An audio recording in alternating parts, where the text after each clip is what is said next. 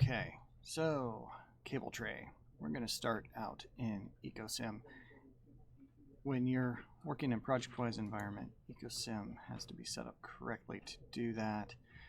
In many cases, it is not, but if you're just working on your own without a team, this workflow still works. Just is a bit more complicated if you have to do this with multiple personnel working in the same files.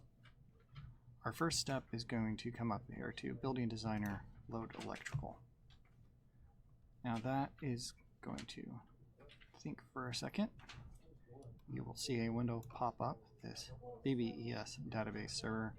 You can minimize that, you're not really going to use it too much. We're going to go back into the electrical folder, or Building Designer, electrical menu. We're going to register the current design. This is going to create a database at this file location. Click OK. This is going to allow us to set drawing setup factors. So we're going to use a standard ANSI project library. Our scale factor is going to be 1. Our standard text size is going to be 4. We don't typically use that, so it's not a problem. By default, we want to be able to rotate symbols when we insert them.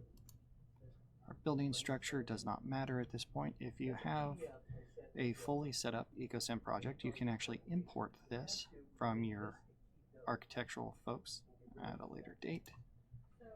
After you create this, then lastly, we can set a ceiling height if we know it. We can set a floor level if we know it, and our base angle if we're at an odd rotation. We can also tell it to display clearances on our electrical equipment if we were to place it using the AECOsim tools.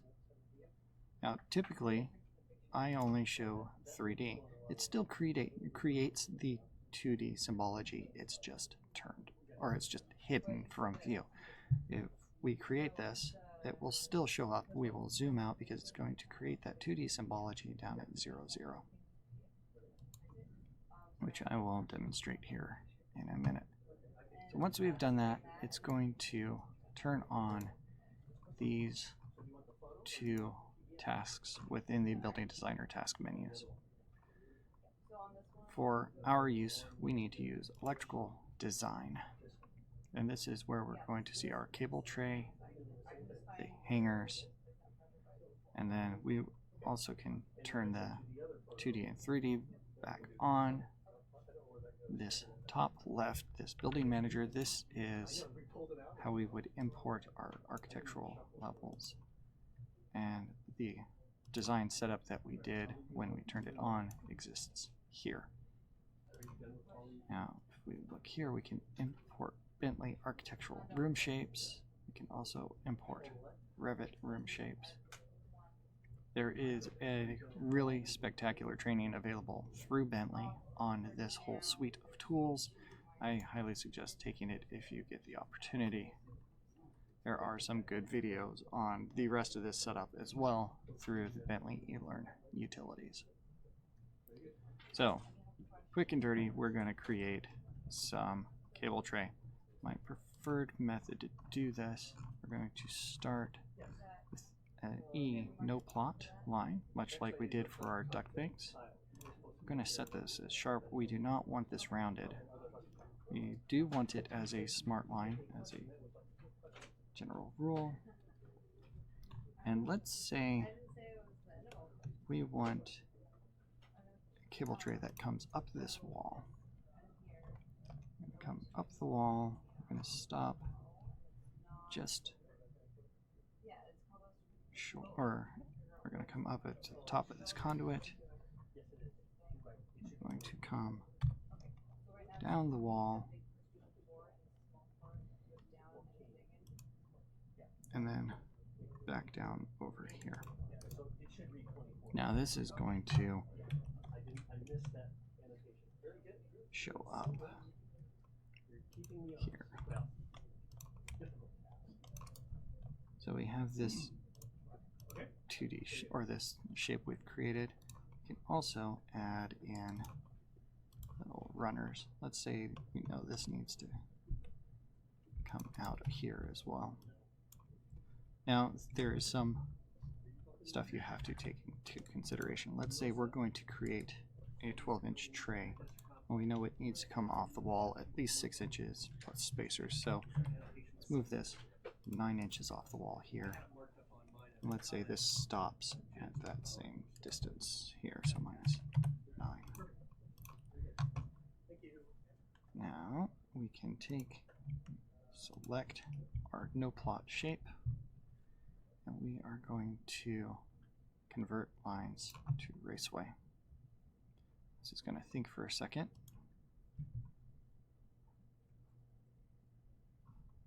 And we are going to get a window that pops up. This allows us to select a bunch of stuff. We can do conduits this way. We can do wireway. We typically, or cable ladder, busway. There's only a couple of busway options. Conduits are pretty easy. We're going to use cable ladder and steel or aluminum. In our case, it doesn't really matter too much, and we're going to use a 12-inch tray, so we'll do 12.6. Now, when we select preferences, there's a couple things you need to keep in mind. You want to select a bend radius, whatever your standard bend radius is going to be, and your standard stick lengths of your cable tray. I normally go to 24-foot lengths just to minimize the number of entities this creates. But if you know, or your engineer tells you we're using a specific bend radius or length of cable tray, select accordingly. Last thing we do, we click OK.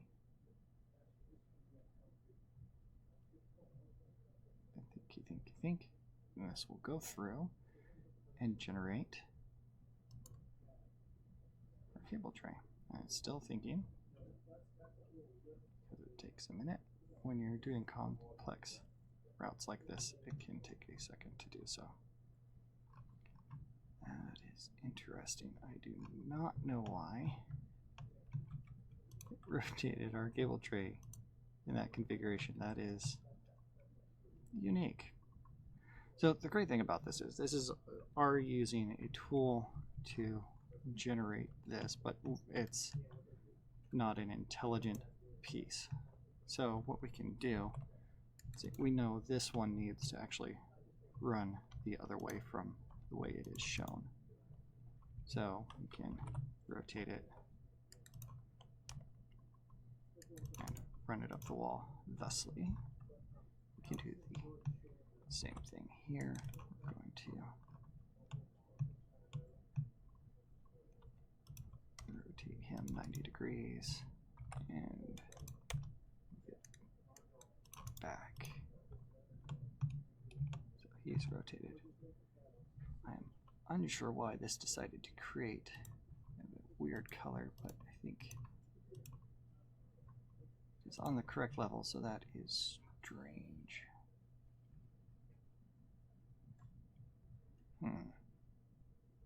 Cable tray. No clue. But it should extract with the correct level. That's it. That's a quick, simple way to create cable tray.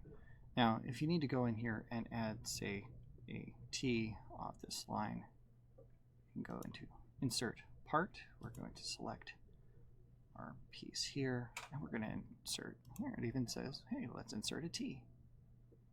We know we're using 24-inch radiuses, and this is going to tell us left, right, or left and right. So let's go off to the right. Click OK. It's going to allow us to drag that into position.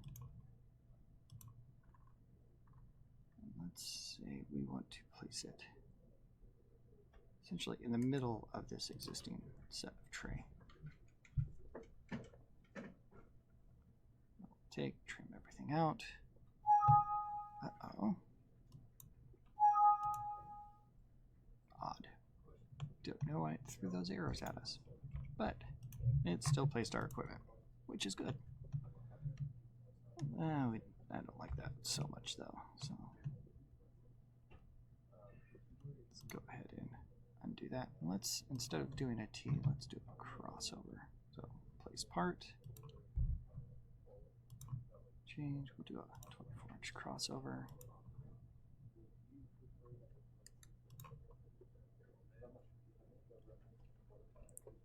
And see, I think it's going to throw the same errors at us, and we'll have to figure out why that is doing so. But it still placed our part. So, all right. Now we have our T's in. Let's go ahead and place in a new stick of cable tray off the end of that T. So since we already have cable tray in place, instead of going through this whole process, we're going to do this, where normally you would place part and it will do its thing.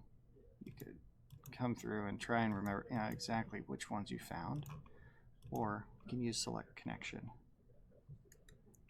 And we do a tentative to the end of that cable tray, or we select the cable tray and then we select our point we want to connect to. And this is going to set our aluminum and everything.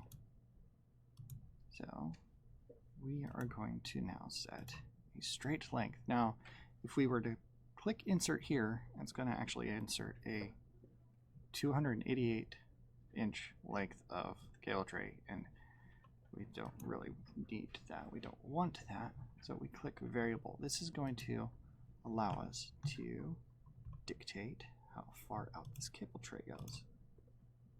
So now we hit enter, locks our axis again. And we find how far out we want to place our cable tray. Now it went ahead and brings us back in to our Raceway dialog. Now if we do a place part and cycle, to insert again, it did not do what I wanted it to. So select part, insert. See, this wants to continue on straight from where we were because it's a connection. Okay, let's go ahead and remove that.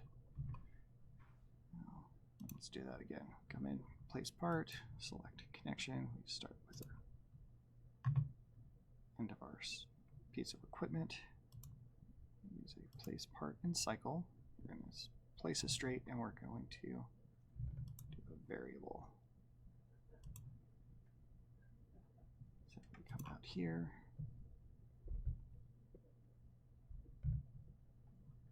Brings us back into here. Let's add in a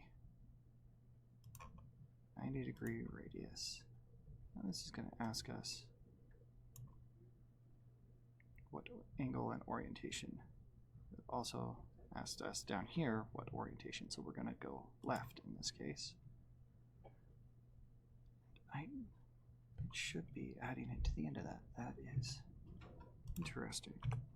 Let's try that again. So select connection here, 90-degree length. We're going to the left. Insert. Okay. And project frame XML has messed up again. So now let's do another 90-degree, but instead of left, let's go right this time. Insert, and it should automatically append that to the end. I think that has to do with being in ProjectWise, but not using ProjectWise deployment. So now we could go back and say, we go back to a straight length here, still vertical or variable. And now we can add in our straight length of cable tray. And as long as you have this, in this case we're appending a part because we started somewhere. That's probably where I screwed up earlier. Normally, if you're doing this freehand, you use this part cycle, and it should continue this way. And last but once we're done, go ahead and exit out. So if you're placing something within AECOsim and you're using these building tools and you come out here into space and it's just a whirligig, it's not letting you do anything like this, that means you have a dialog window open somewhere. Find your dialog, come back in, and it's happy. Alright, so we can edit our raceway height here. You can give it a relative height or an absolute height. Relative height, if you set your floor height within the setup dialogs, if you set your floor level, that's where it will use that relative height. Or you can set an absolute height within the 0 coordinate system or world coordinate system. You can extend raceways.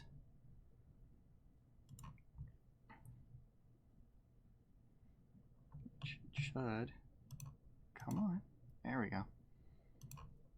We'll create a new stick of raceway on there. It creates it as a new stick. It would be nice if it realized, well, this was initially a 12-foot length or 24-foot potential length, and just extended it out till it gets to that 24 inches, but it does not.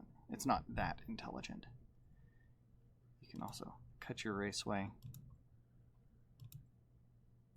Which, let's see, clip here.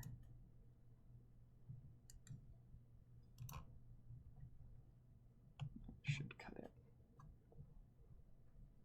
Personally, I don't like to cut very often. I'll place, if I need to do anything, I'll start with a fresh stick instead of trying to cut something, because it has a tendency to, if you do something wrong, it locks the system up. Come on. Unstick yourself. So there you go. That's the, and like I said, it messes up every once in a while. Yeah, ignore the issue for now. Okay. Can remove raceways, get cable tray information. Which, select here, info. Does not seem to be working since I had that error. So, there we go. Takes a minute. This will tell you if you're using this to its fullest potential. There you have a 12-inch tray, how many layers, and minimum fill percentage. And then if you're using the cable and conduit tools within AECOsim, it will actually give you out what's in there and how much space is being used. It's a very robust tool when used appropriately. You can also create envelopes around the raceway, so for clearances,